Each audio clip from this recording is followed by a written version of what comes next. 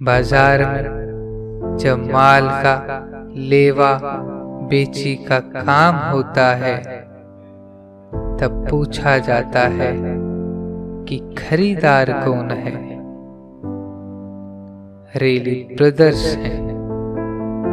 रेली brothers अगर माल की कीमत 4 पैसा कम भी देती है तब भी सामने वाली पार्टी उनको माल बेच देती है, क्योंकि वे जानते हैं कि रेली ब्रदर्स जिस माल का सौदा करती है उस माल में चाहे भाव गिर भी जाए तब भी माल उठाएंगे।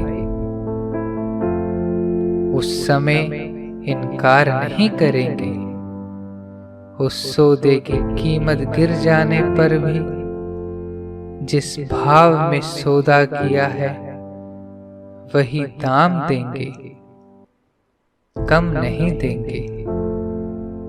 अगर रेली ब्रदर्स माल खरीदता है तो दूसरे व्यापारियों को नहीं बेचना चाहते, क्योंकि वे जानते हैं कि ये बाद में माल में झूठा नुक्स निकालेंगे, जबकि कारण होगा बाजार का गिरना। रेली ब्रदर्स को माल खरीदते समय मंदा मिल जाता है और बेचने पर उनका माल तेज दामों में बिक जाता है। जिनको खरीदना होता है वे 4 पैसा अधिक देकर भी रेली ब्रदर्स से खरीदता है। जानते हैं ये बेईमानी नहीं करेंगे। इस प्रकार आप लोग देखें कि सच्चाई का व्यवहार करने में प्रत्यक्ष में लाभ है। जो लोग व्यापारी हैं वे उस उदाहरण को ठीक साथ समझ गए होंगे। उनको तदनुसार लाभ भी उठाना चाहिए। इसके सिवाय अंग्रेज लोग अपनी सच्चाई के कारण व्यापार में इनकम टैक्स जितना निकलता है वह इनकम टैक्स अपने आप जाकर सरकार को जमा करवा देते हैं। इसलिए उनको बही खाते चेक करने का काम ही नहीं पड़ता। किसी कारणवश चेक भी किए जाते हैं तब भी उनमें किसी प्रकार की चोरी छिपाव का काम नहीं पाया जाता। लेकिन हम लोगों का व्यापारी वर्ग बेईमानी करता है, इसलिए उनके बही खाते बहुत बार चेक किए जाते हैं। लेकिन आजकल वही खाता चेक करने वाले भी बेईमानी से व्यापारी वर्ग से मिलकर उनसे घूस लेते हैं और नकली बही खाते चलने का प्रोत्साहन दिया करते हैं। कहावत है, चोर व कुतिया मिल गई तो पहरा कौन दे। ऊपर वह एक प्रकार की व्यापार संबंधी सभ्यता आपको बतलाई गई। इस प्रकार की अंग्रेजों में और भी बहुत सी तो सभ्यता है और हम में सभ्यता के बदले असभ्यता है। लेकिन एक समय था जबकि अंग्रेजों में वह सभ्यता हमारी सभ्यता के अंतर्गत आ जाती थी और आधुनिक यह अंग्रेजों की सभ्यता हमारी प्राचीन सदाचार की परिपाटी के सम्मुख सर्वथा एक नगण्य वस्तु थी।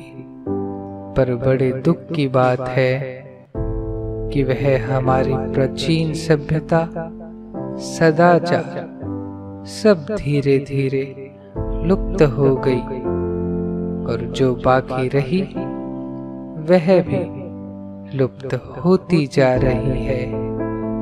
लेकिन अब भी हमारे देश में बोलने, चलने, बैठने आदि व्यवहार की सभ्यता मौजूद है। अब भी बंगाल में कहीं पर सभा का आयोजन होता है, उसमें कोई भी आदमी, चाहे हाकिम भी क्यों न हो, जब सम्मिलित होने आता है तब सभा में सबको हाथ जोड़कर हाथ को नीचे करके जाता है। वह किसी को लांघ कर नहीं जाता। और जब सभा का कोई भी सदस्य सभा से उठकर बाहर जाता है तब वह नीचे की तरफ झुककर एवं अपने हाथ को आगे की ओर झुकाकर अपने मुख की अत्यंत विनय मुद्रा बनाकर बैठने वाले सदस्यों से रास्ता मांगता हुआ ही वह सभा भवन से बड़ी सभ्यता के साथ बाहर जाता है। हम लोगों की तरह बंदर की तरह उछलकर, डाककर वे नहीं चलते और नहीं जाते।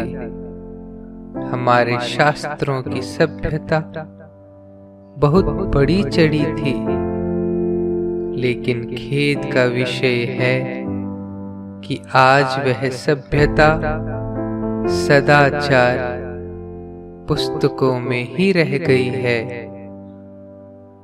हम उसको भूलते जा रहे हैं, व्यवहार में नहीं लाते। हमारे शास्त्रकारों ने बतलाया कि जब गुरु और शिष्य परस्पर वार्तालाप करते हों तब उनके बीच में से नहीं जाना चाहिए, चाहे कितनी ही दूर से होकर क्यों न जाना पड़े, क्योंकि इससे उनका अपमान होता है। एक विद्वान ब्राह्मण अगर अग्नि के पास बैठा हो तो उनके बीच में से नहीं जाना चाहिए, चाहे वह अग्निहोत्र करके चलने की तैयारी करता है या अन्य कोई भी कर्म करता हो। अपने पूज्य आदमी कहीं पर भी बैठे हों तो उनके सामने से नहीं जाना चाहिए, उनके पीछे से होकर जाना चाहिए। और आजकल जो बहुत प्रकार की अंग्रेजों में सभ्यता पाई जाती है, वह सभ्यता हमारी पुरानी सभ्यता की एक शाखा मात्र है। उनकी मूल जड़ तो मान लेना चाहिए कि हमारी पुरानी सभ्यता ही है, लेकिन खेद की बात है कि हम उस मूल सभ्यता की तरफ नहीं देखते। धर्म की मर्यादा का हमारे शास्त्रों में कितना सूक्ष्म रहस्य प्रतिपादन किया गया है, लेकिन हमारी उस प्राचीन ऋषि मुनियों की सभ्यता की तरफ तो ख्याल ही नहीं जाता। आजकल के बाबू लोग कहते हैं कि जल है। इसमें चमार, मेहतर और ब्राह्मण तथा हमारे तुम्हारे किसी के भी छूने में क्या नुकसान है। वस्तुतः यह और कुछ नहीं है, यह उन कहने वालों की असभ्यता है। यह तो हमारे धर्म के आचरण का पहला एक अंग था और अब भी है। इसके विनाश होने पर तो केवल झूठी सभ्यता रह जाती है, असली सभ्यता नहीं।